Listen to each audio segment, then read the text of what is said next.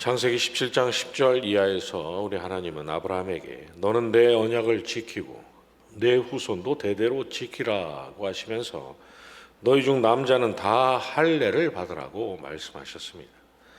그리고 할례를 받지 아니한 남자 곧 그 포피를 베지 아니한 자는 백성 중에서 끊어지리니 그가 내 언약을 배반하였음이니라고 말씀하셨습니다. 성경은 이 아브라함이 하나님께서 말씀하신 그날 즉각 자신의 포피를 베었고 또 하갈에게서 낳은 아들 이스마엘과 또 자신의 집에 속한 모든 남자가 다 할례를 받았다고 말씀하고 있습니다. 왜냐하면 하나님께서 명하신 그 할례란 가능한 한 그렇게 하라는 권면이 아니라 그렇게 하지 않으면 백성 중에서 끊어버리시겠다라는 무서운 경고가 걸려 있었던 명령이었기 때문입니다. 그래서 출애굽기 4장 24절 이하에서 아들에게 할례를 행하지 않은 모세를 하나님께서 죽이려 하셨고 이에 십보라가 급히 아들에게 할례를 행하자 모세를 살려주셨던 것입니다. 여호수아 5장에서 요단강을 건넌 이스라엘 민족이 할례를 행한 이유 역시 마찬가지였습니다. 이스라엘 백성이라면 누구도 예외 없이 할례를 받아야 했지만 애굽에서 나온 후에 광야에서 태어난 자들은 아직 미처 할례를 받지 못했기 때문인 것이죠.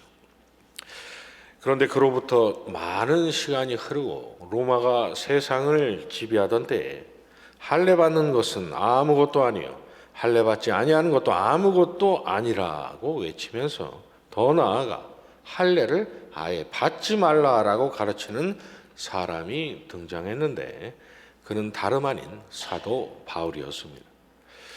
왜 그랬을까요? 마치 하나님께서 처음부터 불필요한 명령을 주셨다는 듯이 아브라함의 때로부터 이스라엘 백성이라면 대대로 반드시 지켜야 할 목숨처럼 지켜왔던 그 규례를 왜 그렇게 말했을까요?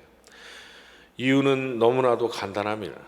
하나님께서 아브라함에게 할례를 명하신 것은 창세기 17장에서였고 아브라함이 여호와를 믿으니 여호와께서 이를 그의 의로 여기셨다라는 말씀은 그 앞인 창세기 15장에 기록되어 있기 때문입니다. 로마서 4장 10절에서 그런즉 그것이 어떻게 여겨졌느냐 할례시냐 무할례시냐 할례시가 아니요 무할례시니라고 말했던 것처럼 아브라함은 할례를 받아서 하나님께 의롭다 하심을 얻은 것이 아니라 할례를 받기 전에 이미 믿음으로 하나님께 의롭다 하심을 얻은 사람이었다는 것을 창세기가 말씀하고 있기 때문입니다. 로마서 4장 11절에서 그가 할례의 표를 받은 것은 무할례시의 믿음으로 된 의를 인친 것이니 이는 무할례자로서 믿는 모든 자의 조상이 되어 그들도 의로 여기심을 얻게 하려 하심이라고 말했던 것처럼 할례란 하나님으로부터 의롭다 하심을 받기 위한 조건이 아니라 믿음으로 말미암아 의롭다 하심을 받은 사람이라는 것을 확정하는 표식이라는 사실. 아직 할례 받지 못한 아브라함이 의롭다 하심을 얻은 것은 장차 할례를 행하지 않고도 오직 믿음만으로 의롭다 하심을 얻을 택한 받은 백성들에 대한 예표였다는 사실을 사도 바울은 분명하게 깨닫고 있었던 것이죠. 그런데 하나님은 창세기 17장에서 할례를 명하시면서 이는 나와 너희 사이의 언약의 표징이라는 말씀으로 할례는 의롭다 하심의 조건이 아님을 분명히 선언하셨습니다. 그리고 예레미야 9장 25절에서 여호와의 말씀이니라 보라 날이 이르면 할례 받은 자와 할례 받지 못한 자를 내가 다 벌하리니 물은 모든 민족은 할례를 받지 못하였고 이스라엘은 마음의 할례를 받지 못하였느니라는 말씀으로 제 아무리 할례를 받은 자라 할지라도 마음의 할례를 받지 못한 자 곧 아브라함과 같은 믿음이 없는 자들은 할례 받지 못한 이방인들과 함께 멸하게 될 것임을 선언하셨던 것입니다. 할례 받는 것도 아무것도 아니요 할례 받지 아니하는 것도 아무것도 아니라고 했던 사도의 말은 사도 자신의 개인적인 생각이 아니었던 것입니다. 물론 사도 역시도 다메섹 도상에서 주님의 부르심을 받고서야 비로소 하나님께서 원하시는 것은 칼로 포피를 베어내는 그 행위 자체가 아니라 그러한 행위로 증명되는 믿음이었다는 사실을 깨달을 수 있었지만 말입니다.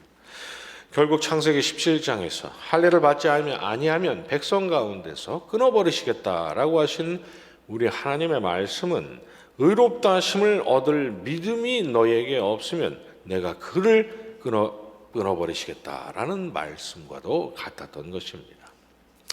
그렇다면 하나님께서 요구하시고 또 의롭다 여기신 아브라함의 믿음은 대체 무엇을 의미하는 것이며 하나님은 왜 그러한 믿음을 드러내는 증표로서 살벌하게 할례를 명하시고 또 아들에게 할례를 행하지 않은 모세를 가차없이 죽이려 하셨을까요? 그 이유 또한 분명합니다. 범죄한 아담의 후손, 곧 거룩하지 않은 인생이 거룩하신 하나님 앞에서 받을 것이란 사망, 곧 멸망밖에는 없기 때문입니다. 피 흘림이 없은즉 사함이 없느니라는 히브리서 9장 22절의 말씀대로 하나님 앞에서 죽어야 할 인생이 죽지 않고 멸망당하지 않고 구원을 얻을 길은 하나님께서 마련해 주신 바 피 흘림 있는 대속의 제사를 통해서 하나님께 갚아야 할 목숨값을 대신 지불하는 길밖에 없었기 때문이죠. 그래서 할례라는 말조차 들어본 적이 없었던 아벨을 하나님께서 받아주시고 또 홍수 가운데서 노아를 구원하시고 아직 할례를 행하지도 않은 아브라함을 의로운 자로 여기셨던 것입니다. 왜 그러신 것입니까? 아벨이 피 흘림 있는 제사를 드리고 또 노아가 방주에서 나와서 하나님께 번제를 드리고 아브라함이 가는 곳마다 하나님 앞에서 제단을 쌓았다는 것은 그들에게 의롭다 하심을 얻을 믿음, 곧 자신들은 하나님 앞에서 그저 마땅히 죽어야 할 자들에 불과하고 또 피 흘림이 없은즉 사함이 없고 사함이 없은즉 거룩하신 하나님 앞에 설 수 없다라는 구원받을 믿음이 그들 모두에게 있었기 때문입니다. 그들은 그러한 피 흘림 있는 제사를 통해서 이미 하나님 앞에서 할례를 행했던 사람이었던 것이죠. 그들이 드렸던 피 흘림 있는 제사와 보피를 베어 피는 흘리되 그로 인해 죽지 않고 하나님 앞에서 여전히 사는 그 할례 둘 다 모두가 동일하게 대속의 죽음으로 사함을 얻도록 하신 하나님의 은혜만이 살 길이라는 것을 인정하고 받아들이는 믿음에 대한 표징이었기 때문입니다. 하나님께서 모세를 죽이려 하시고 또 십보라가 급하게 할례를 행하고 모세의 발에 피를 바르자 죽어야 했던 모세를 하나님께서 살려주신 일 또한 마찬가지입니다. 하나님은 그 일을 통해서 장차 애굽의 모든 장자들이 죽음을 당할 그날 밤 이스라엘은 유월절 어린 양의 피로 말미암아 살 거라는 믿음으로 구원을 얻을 것임을 하나님께서는 예고하셨던 것이죠. 이스라엘이 행한 첫 유월절은 이스라엘 백성들이 하나님 앞에서 마음의 할례를 행한 날이기도 했던 것입니다. 그런데 히브리서 기자는 9장 12절 이하에서 이 땅에 오신 하나님의 독생자께서 염소와 송아지의 피가 아닌 자기 피로 영원한 속죄를 이루시기 위해서 성소에 들어갔다라고 하면서 염소와 황소의 피가 및 암송아지의 죄를 부정한 자에 뿌려 그 육체를 정결하게 하여 거룩하게 하거든 하물며 영원하신 성령으로 말미암아 흠없는 자기를 하나님께 드린 그리스도의 피가 어찌 너희 양심을 죽은 행실에서 깨끗하게 하고 살아계신 하나님을 섬기게 하지 못하느냐고 말했습니다. 또 골로새서 2장 11절에서 사도 바울은 또 그 안에서 너희가 손으로 하지 아니한 할례를 받았으니 곧 육의 몸을 벗는 것이요 그리스도의 할례니라고 말했습니다. 이게 무슨 말입니까? 하나님께서 명하신 제사와 할례는 다름 아닌 하나님의 독생자 예수 그리스도께서 십자가 위에서 행하실 피 흘림 있는 공로를 가리키는 모형이요 그림자였던 것입니다. 결국 구약의 제사와 또 할례를 통해서 하나님께서 요구하셨던 믿음의 본질이란 하나님께 나아갈 오직 유일한 길이요 진리요 생명 되신 예수 그리스도께 대한 믿음이었던 것입니다. 그러니 이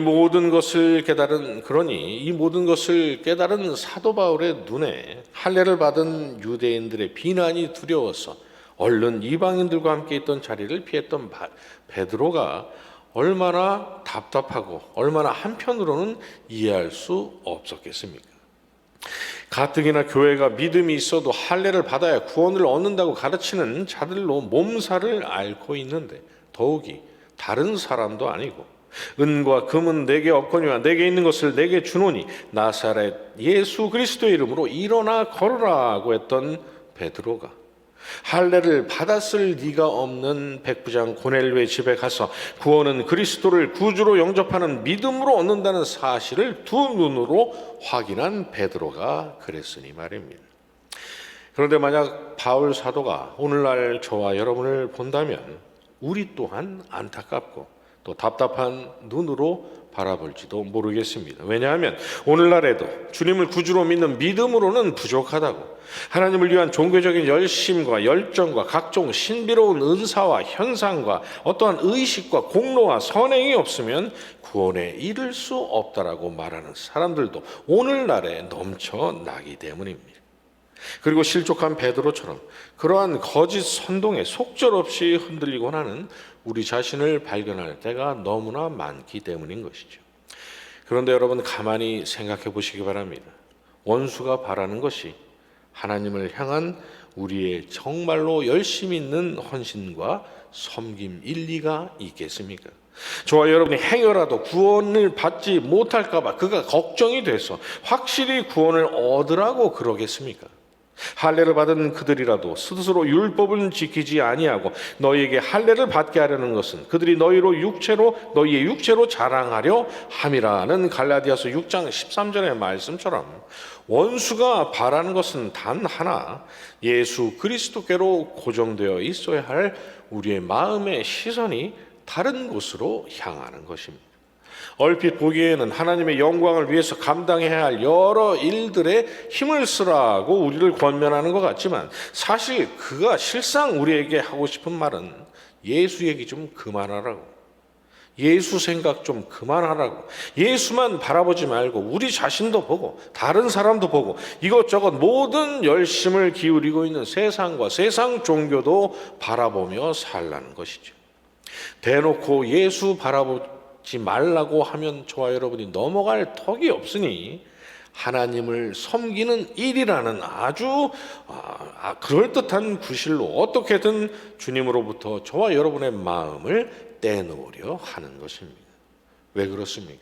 주님으로부터 우리의 마음이 멀어지게 할 수만 있다면 굳이 이것저것 수고를 기울일 필요 없이 저와 여러분의 이 땅에서의 순례 삶이 점차 무너지기 시작한다는 것을 그가 너무나도 잘 알고 있기 때문입니다.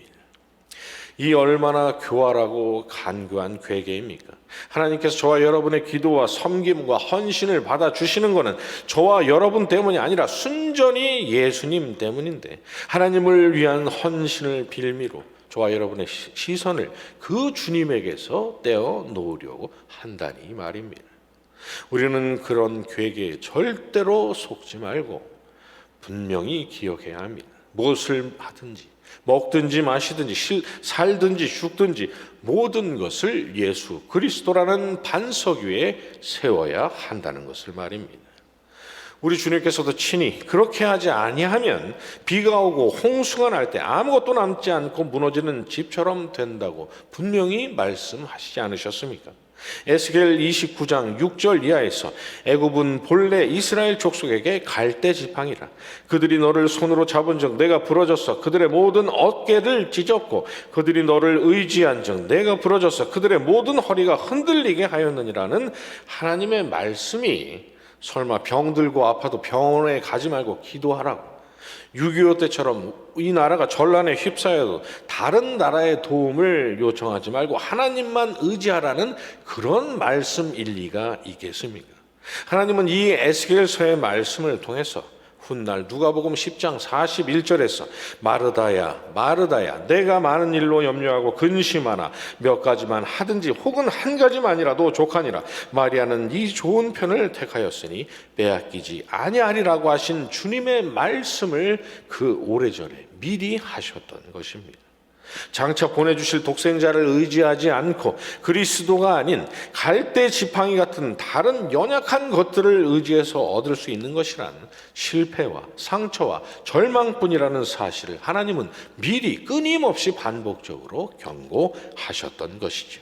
마르다에게 하신 주님의 말씀은 봉사와 헌신과 섬김과 하나님에 대한 열정이 다 필요 없고 그저 설교만 듣고 성경만 읽으라는 말씀이 아닙니다.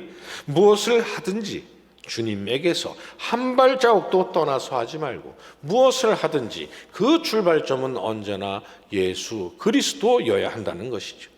주님을 믿어도 할례를 받아야 구원을 얻는다는 초대교회를 어지럽히던 그 자들처럼 오늘날 예수 그리스도를 구주로 믿어도 얼마든지 구원이 취소될 수 있다고 말하는 사단의 도구로 쓰임을 받는 자들에게 속아 넘어가지 말고 끊임없이 미쁘신 우리 주님 바라보고 시선을 주님에게서 조금이라도 떼지 말고 살라는 것입니다. 주님을 위해서 음식을 준비한다고 하면서 주님에게서 멀리 떨어져서 그 분주함 가운데 마리아를 미워하고 더 나아가 왜 그에게 뭐라고 하지 않으시냐고 그 미쁘신 주님께 면박을 줬던 마르다처럼 하나님을 섬긴다면서 정작 하나님께 나아갈 유일한 길이신 우리 주님을 제쳐놓고 하나님은 열심히 찾고 부르실 때 하나님께서 응답하시는 근본적인 이유 되신 그 사랑하시는 독생자에게는 별 관심이 없는 도무지 앞뒤가 맞지 않는 그 참남한 모순에 빠지지 말라는 것이죠. 그렇다면 그 말씀이 어찌 마르다에게 하신 한 사람에게 하신 말씀이겠습니까? 그러니 여러분 복잡하게 생각하실 필요가 전혀 없습니다. 할례를 행하던 구약 시대나 지금이나 변하는 것은 없습니다. 오직 믿음의 주여 또 온전케 하시는 예수를 바라보는 것, 바로 이것이 예나 지금이나 하나님께서 의롭다 하심을 얻은 하나님의 백성의 정체요, 하나님께서 끊임없이 요구하시고 원하시는 성도인 저와 여러분이 걸어가야 할 이 땅에서의 성도의 삶의 본질인 것입니다. 이 분명한 진리 오늘 하루도 늘 기억하시면서 그리스도인이라는 호칭에 합당한 그러한 매일의 삶을 살아가시는 저와 여러분이 되시기를 주님의 이름으로 축원합니다.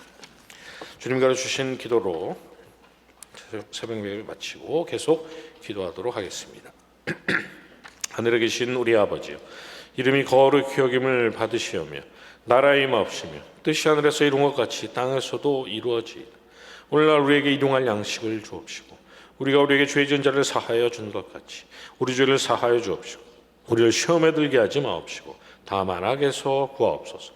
대개의 나라와 권세와 영광이 아버지께 영원히 있사옵나이다. 아멘.